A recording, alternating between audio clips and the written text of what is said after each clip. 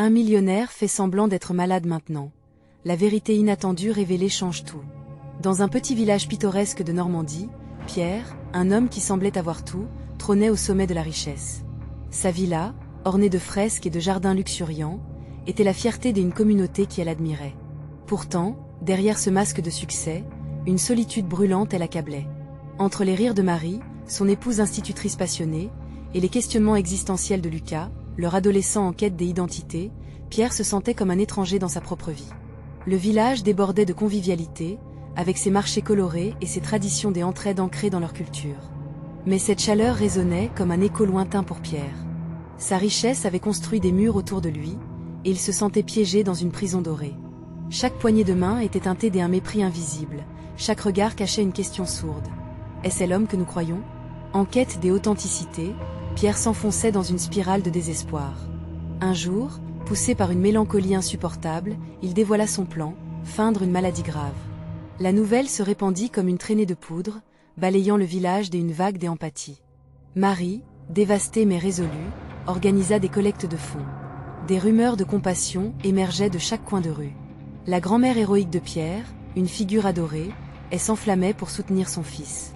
La communauté s'unit autour de lui, prête à sacrifier pour un homme qui, pourtant, mentait. Alors que les villageois se bousculaient pour organiser des événements, Pierre était partagé. Il jouait son rôle avec succès, mais ressentait une lourdeur croissante dans son cœur.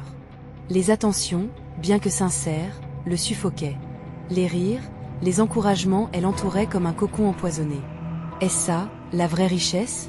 Se demandait-il en silence, alors que les larmes lui montaient aux yeux. Avant de continuer, je dois vous avertir de quelque chose d'important qui se passe. YouTube a fait des changements dans le système et beaucoup de personnes perdent les notifications des chaînes qu'elles suivent.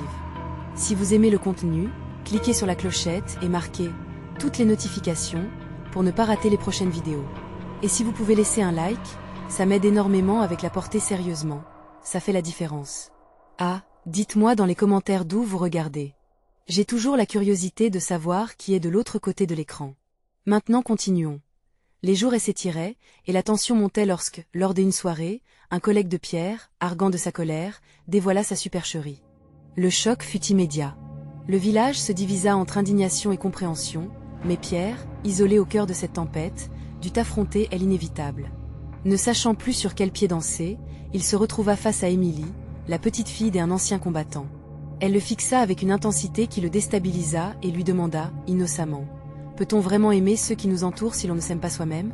Pierre blême. Ces mots, simples mais percutants, frappèrent comme un coup de tonnerre.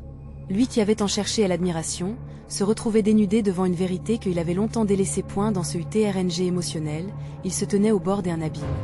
La pression de sa fortune, les attentes de ses proches et l'amitié des villageois pesaient tout autant qu'un roc sur son cœur. Cette solitude qu'il avait choisie, cette mascarade, ne le contentait plus.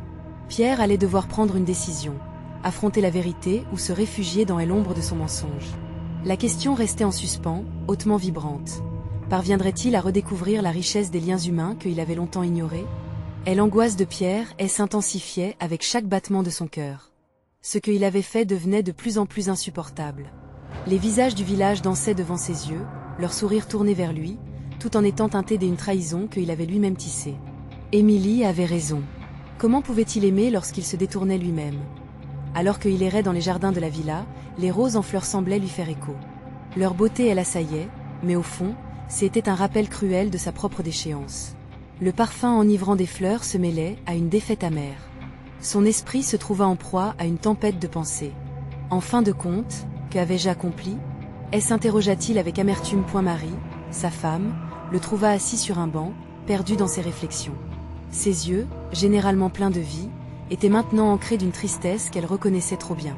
Elle s'approcha, s'assit à ses côtés et posa doucement sa main sur son bras. « Pierre, que se passe-t-il » demanda-t-elle, sa voix vibrant de douceur et d'inquiétude. Il resta silencieux un moment, scrutant les allées de leur jardin, cherchant ses mots. Comment pouvait-il tout avouer ?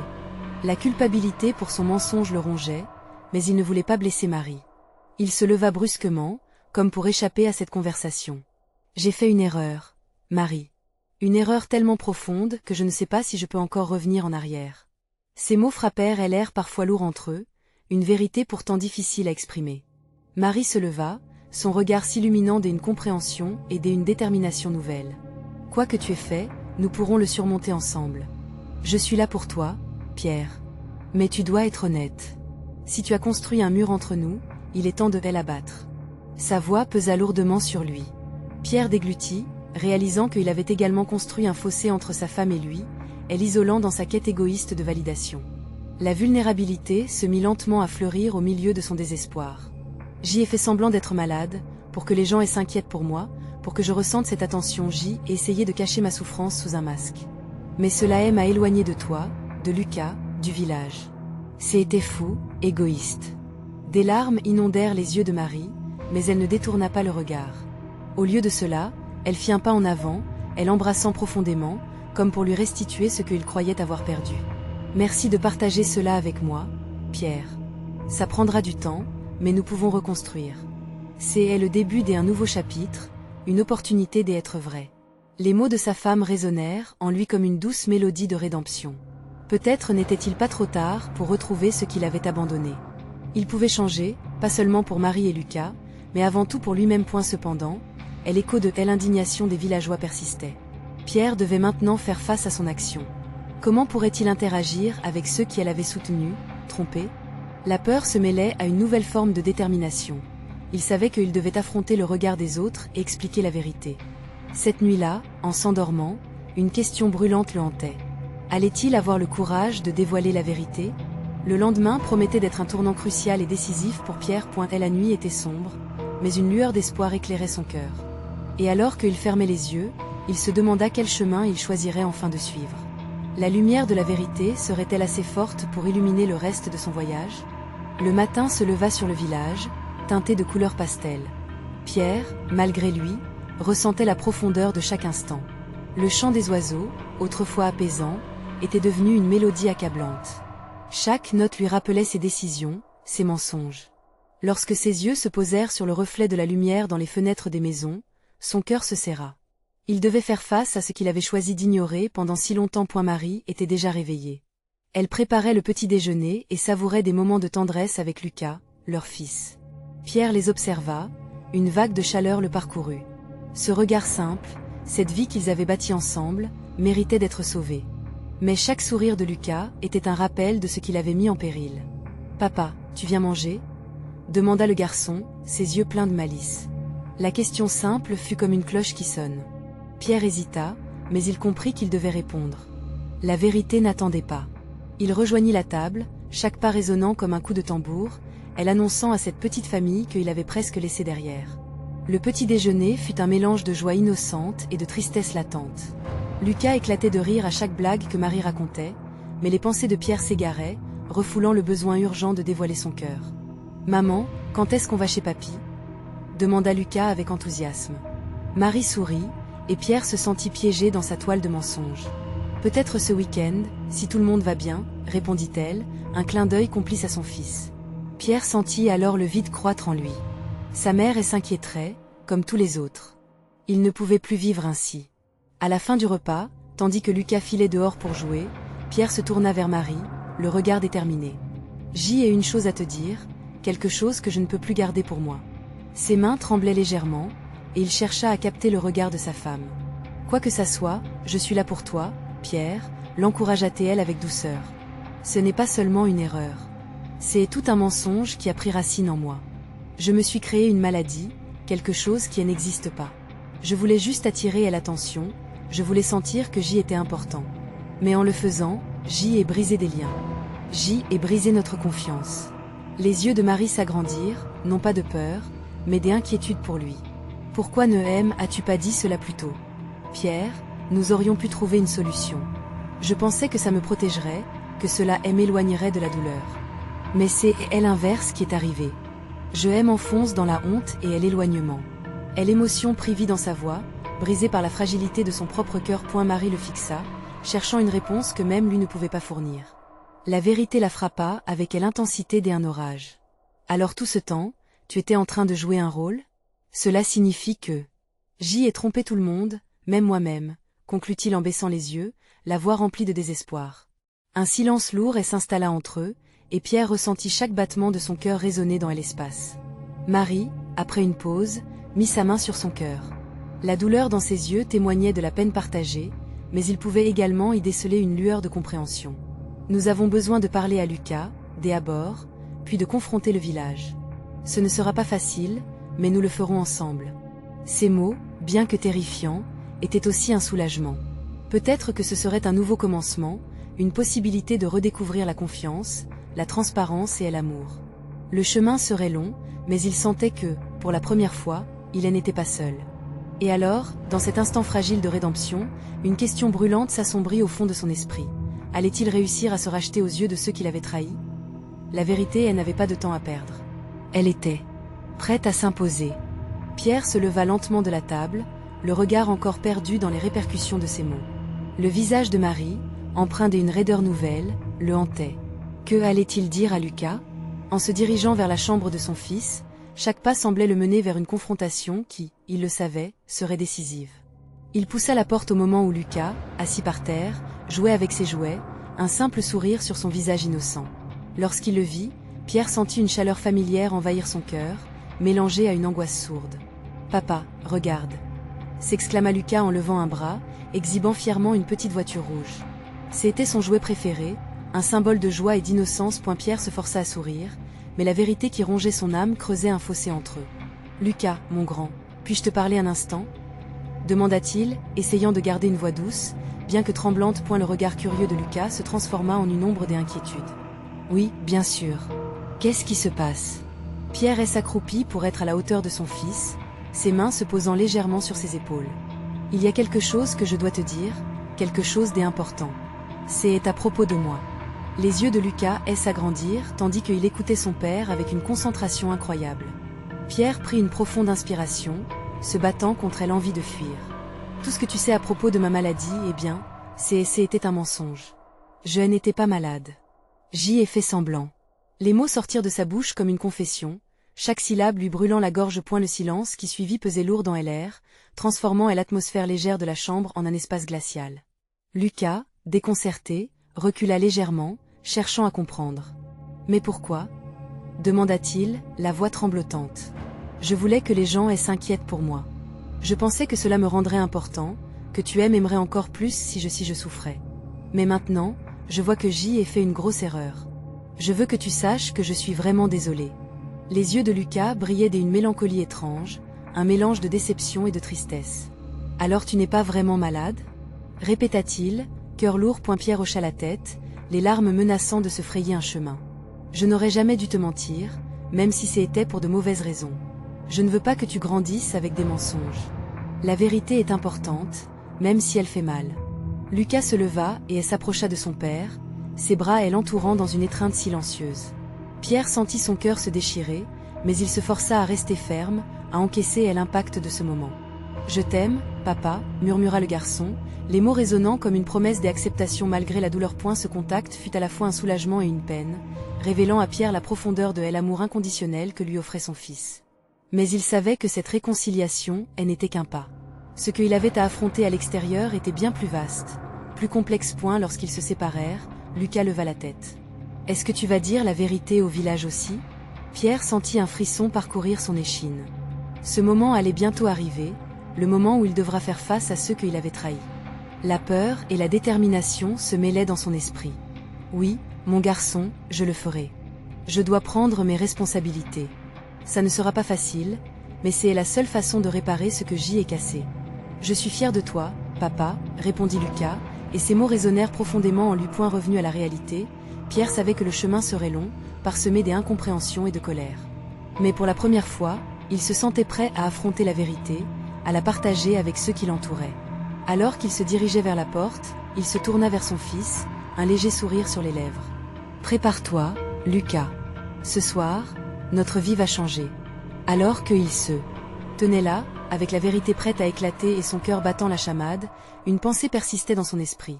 Allait-il trouver la force nécessaire pour se racheter aux yeux de ceux qu'il avait tant blessés, ou sa confession marquerait-elle le début d'une guerre dans son village? Pierre ferma doucement la porte de la chambre, laissant Lucas dans son monde de jouets et d'innocence.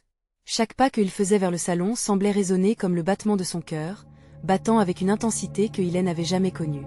La décision de parler à la communauté le hantait déjà. Il savait que la vérité allait provoquer une onde de choc, mais cela faisait partie du processus de rédemption. En descendant les escaliers, il se remémora chaque regard, chaque murmure des villageois au cours des derniers mois. Ils avaient été là, à ses côtés, lui offrant soutien et compassion. Mais derrière leur prévenance, il percevait aussi leur admiration teintée d'un certain respect pour un homme qui, soi-disant, luttait contre une maladie terrible. Comment réagirait-il lorsqu'il découvrirait qu'il avait tout faux? La pensée tournoyait dans son esprit alors qu'il atteignait le salon, où Marie l'attendait, le visage tendu. Ses yeux démontraient à la fois de l'inquiétude et un espoir attaché à cette décision. « Pierre, es-tu vraiment prêt ?» demanda-t-elle, sa voix à peine audible. « Je dois le faire, Marie. Pour Lucas, pour moi, pour toute cette communauté. » répondit-il, sa voix plus ferme qu'il ne se le sentait intérieurement. Marie soupira, passant une main dans ses cheveux en désordre. « Ils seront en colère. Tu n'as pas seulement trompé les gens, tu as aussi touché leur cœur. » Pierre acquiesça, prenant une profonde inspiration. « Je suis conscient des conséquences. Mais vivre un mensonge est devenu insupportable. » Elle s'approcha de lui, ses mains se posant sur ses bras comme pour le réconforter. « Je me sens si partagée. D'un côté, je sais combien la vérité est importante. D'un autre, je tremble à l'idée de voir Lucas et toi souffrir encore plus. »« Je n'ai jamais voulu faire de mal, » murmura Pierre, en détournant le regard.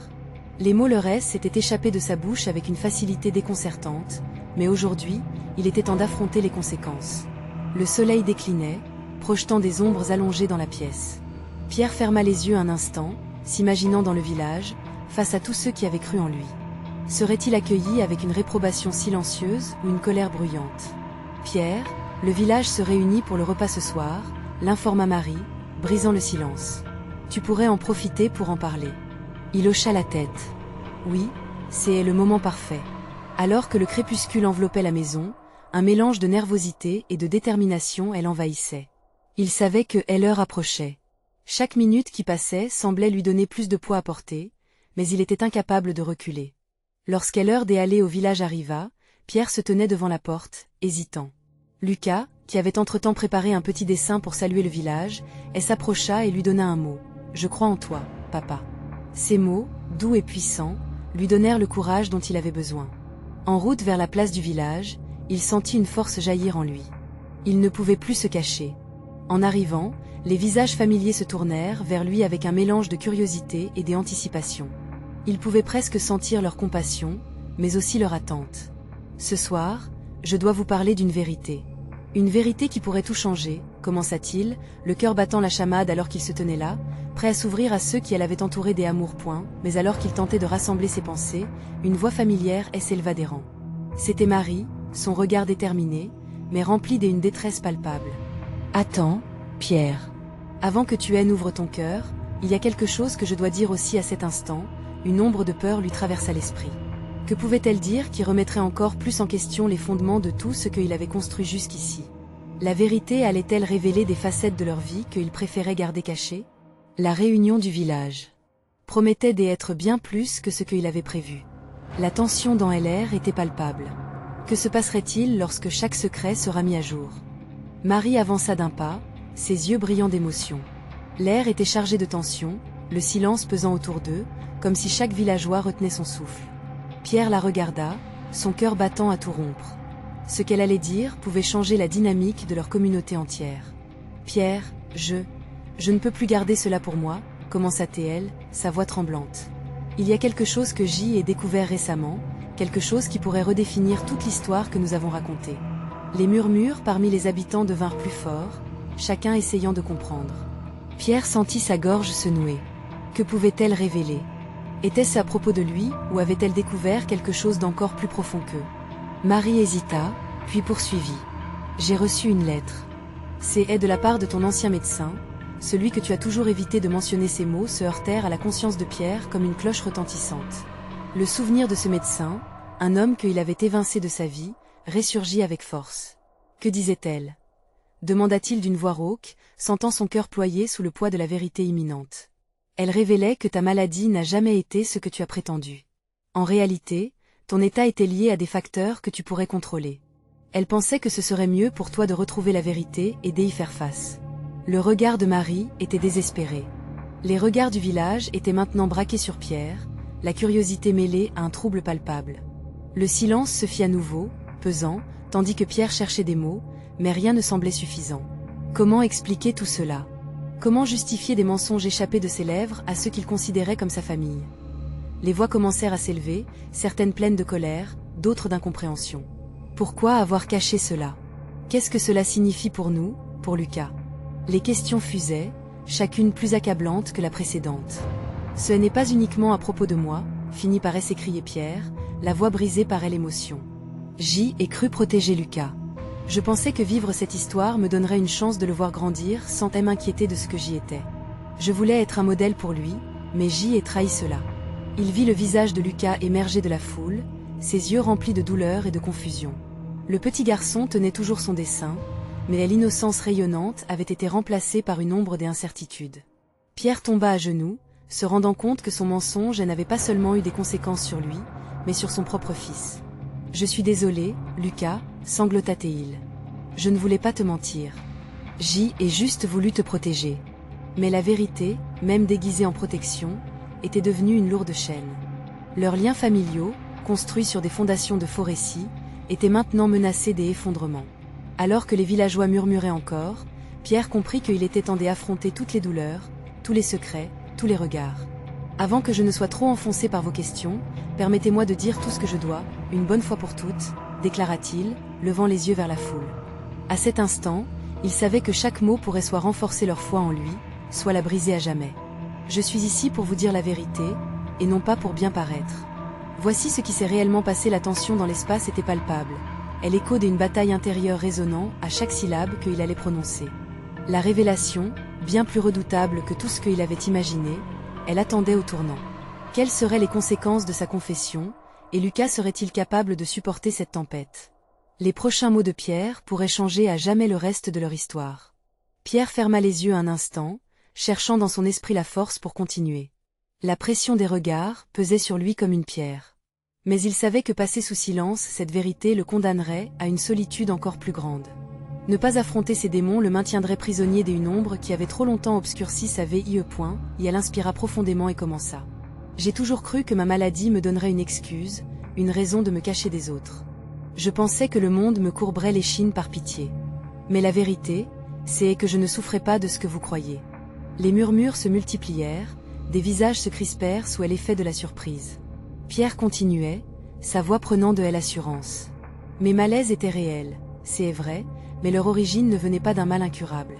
C'était de la peur. Peur de ne pas être à la hauteur, peur d'échouer en tant que père, en tant qu'homme.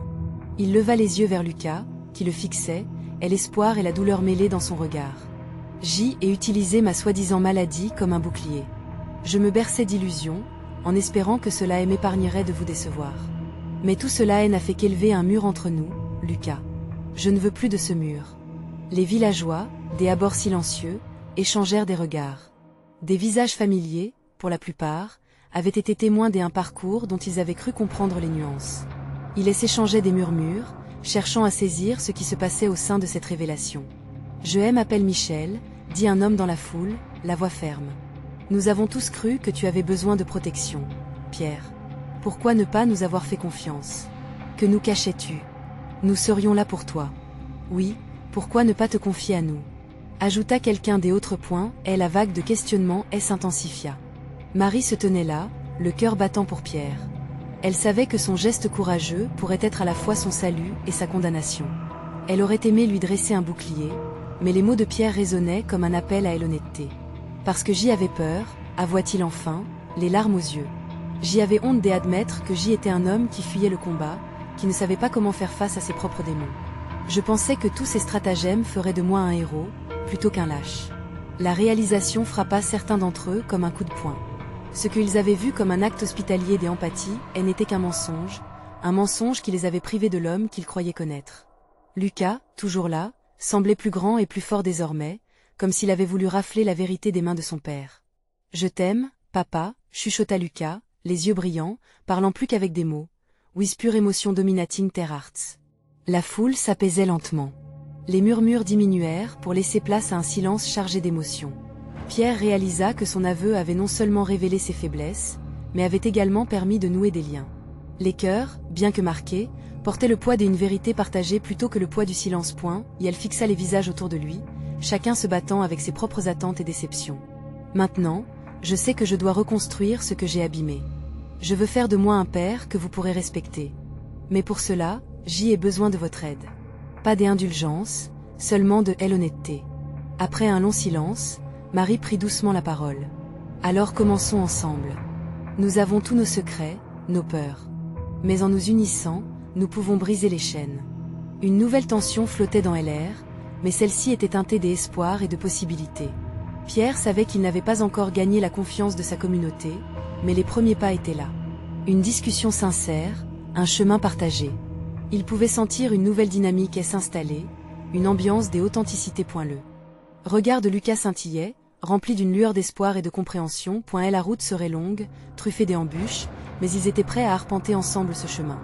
À cet instant, Pierre mesurait l'importance d'être vrai. Et si nous avons réussi à surmonter cela, qu'est-ce que nous pourrions affronter ensemble, en tant que communauté ? Demanda-t-il avec une lueur de détermination. Les villageois échangèrent des regards, les âmes apaisées, déjà éveillées aux promesses du lendemain. Et l'histoire de Pierre ne faisait que commencer à révéler ses vérités les plus profondes. Quelles autres couches de secrets seraient mises à jour ? Et quel serait le prix de ces découvertes pour tous ceux qui avaient choisi de rester auprès de lui ? La conversation dans la foule prenait une nouvelle tournure, nourrie par des émotions naissantes. Pierre, le cœur battant, percevait une énergie nouvelle dans l'air. Ce moment de vulnérabilité avait éveillé quelque chose de puissant en chacun.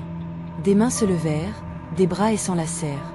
Les villageois affichaient une curiosité bienveillante, un désir d'avancer ensemble. Si nous sommes là pour toi, cela compte aussi pour nous, déclara Marie, son regard vibrant d'un courage contagieux.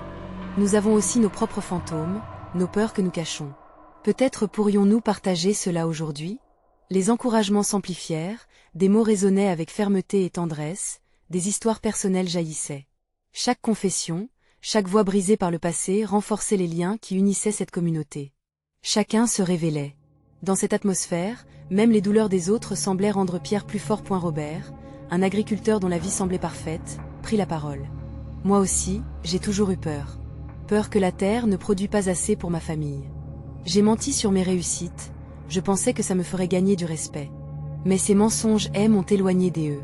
Ces mots résonnèrent profondément, et un silence ému gagna l'assemblée. Pierre leva les yeux vers Lucas, qui l'observait, admiratif. « Regarde papa, tu n'es pas seul », murmura son fils comme pour renforcer le propos de Robert. « On est tous un peu perdus. Mais on peut se retrouver ensemble. » À cet instant, Pierre comprit qu'il y avait une force collective à redécouvrir. Un appel à l'unité. Un cri du cœur, une décision partagée de se révélant mutuellement. Il pouvait sentir le poids des regards adoucis, des cœurs qui s'ouvraient, un élan savoureux de détermination collective. Espérons qu'ensemble, nous pourrons briser nos chaînes. Même les plus lourdes, celles que nous avons créées par peur, ajouta-t-il, sa voix emplie d'une nouvelle assurance. Les villageois acquiescèrent, leur tête au champ avec une compréhension tacite. Ils savaient que le chemin ne serait pas aisé, mais la décision de s'attaquer à leur peur ensemble se dessinait, comme une promesse silencieuse entre eux. Soudain, une vieille dame s'avança dans la foule.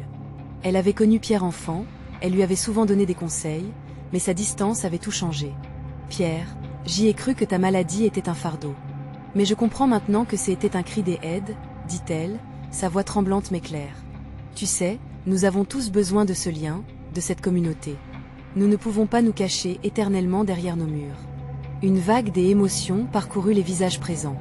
Pierre sentit un frisson lui parcourir l'échine, mais ce frisson était désormais rempli d'espoir. « Alors, que diriez-vous de cette promesse ?»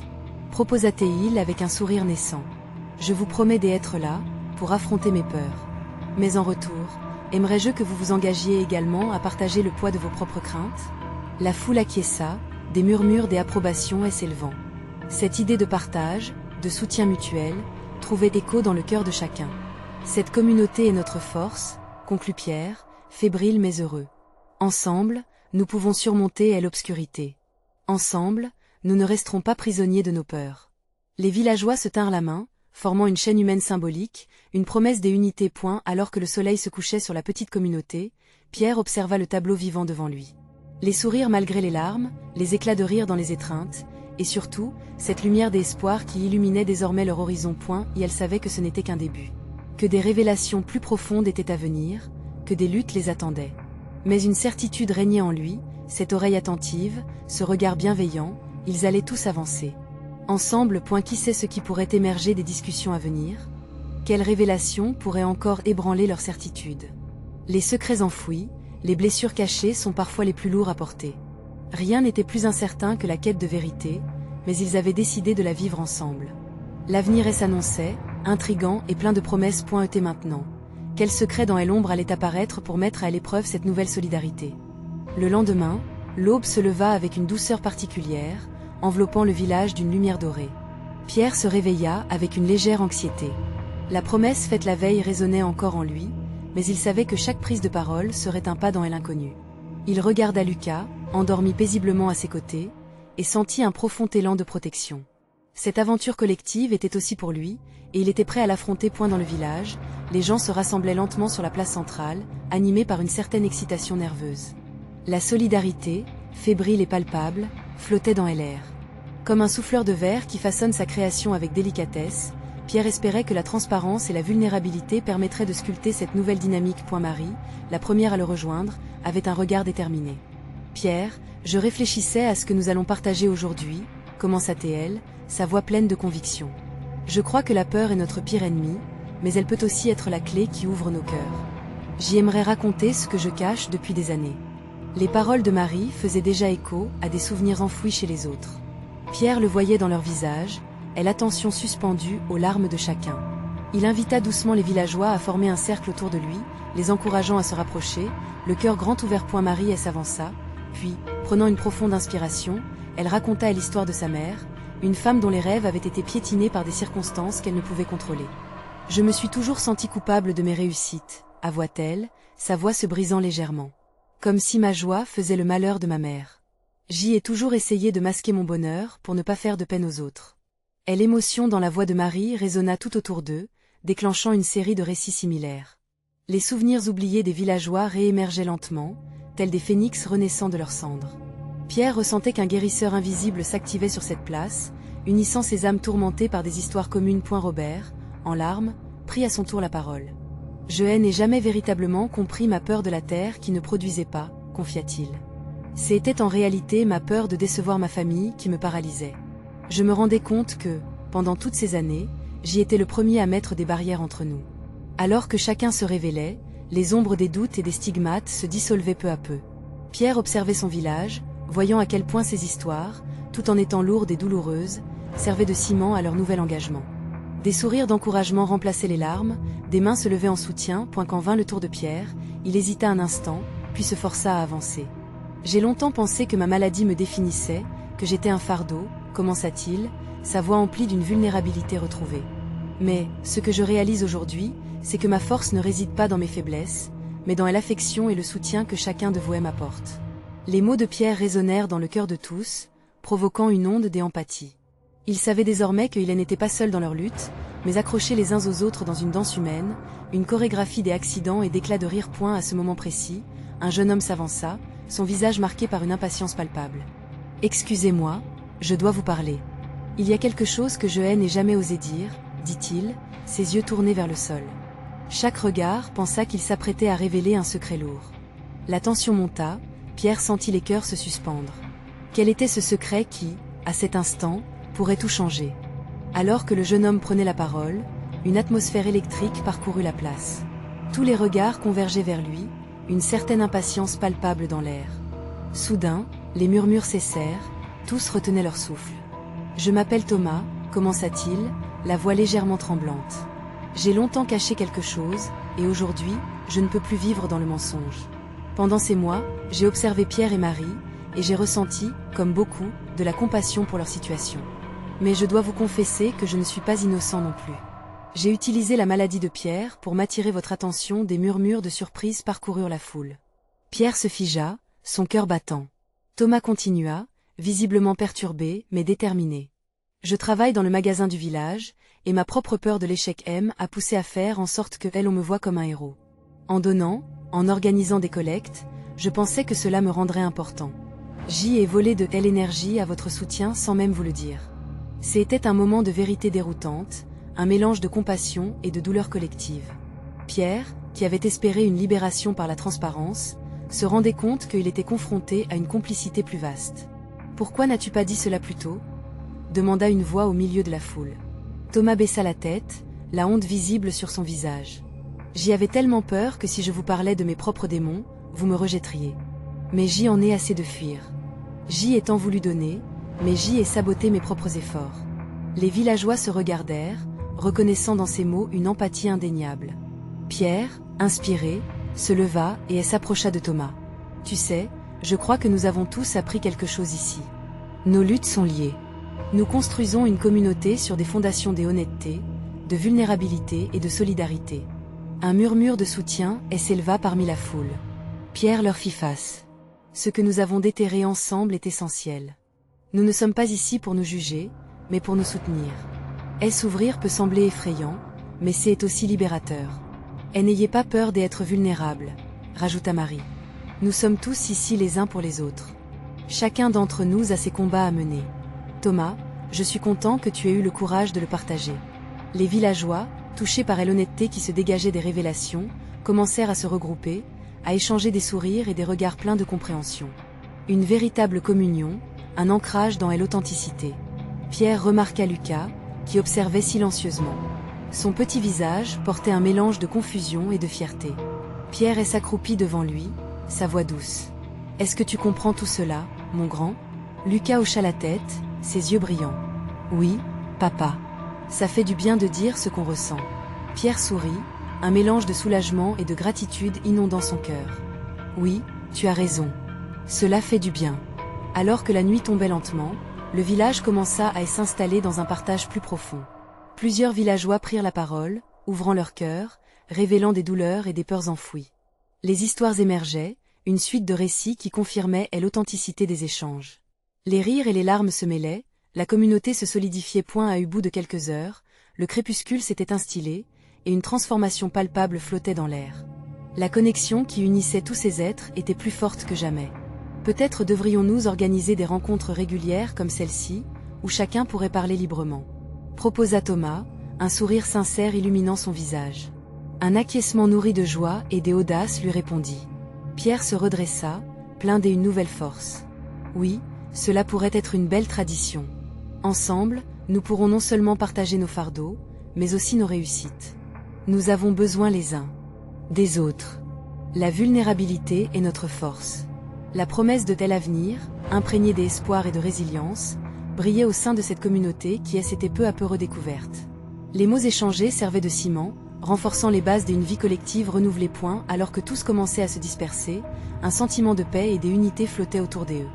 Pierre réalisait avec émerveillement que la véritable richesse, celle qu'il avait tant cherchée, ne se mesurait pas à des biens matériels, mais à la profondeur des liens humains. Avec Lucas à ses côtés, il marcha lentement vers leur maison, un nouveau chapitre s'écrivant à chaque pas, des promesses à bâtir ensemble. La vérité avait semé ses graines, et les cœurs ouvraient la voie à des lendemains lumineux. Et ainsi, dans ce petit village de Normandie, une histoire enchâssée de révélations et des unions émergeait, prête à se déployer dans toutes ses dimensions, et tout cela grâce à une simple vérité partagée. Alors, faites entendre votre voix maintenant. Abonnez-vous immédiatement à la chaîne pour ne pas manquer les histoires exclusives à venir. Laissez un like maintenant pour nourrir l'algorithme, votre soutien est essentiel. Partagez vos réactions et vos théories en commentaire, cela m'intéresse. Et surtout, n'attendez pas une seconde de plus pour partager cette vidéo avec au moins 5 amis qui ont besoin de voir cette conclusion. Tous les vrais fans savent à quel point votre soutien compte.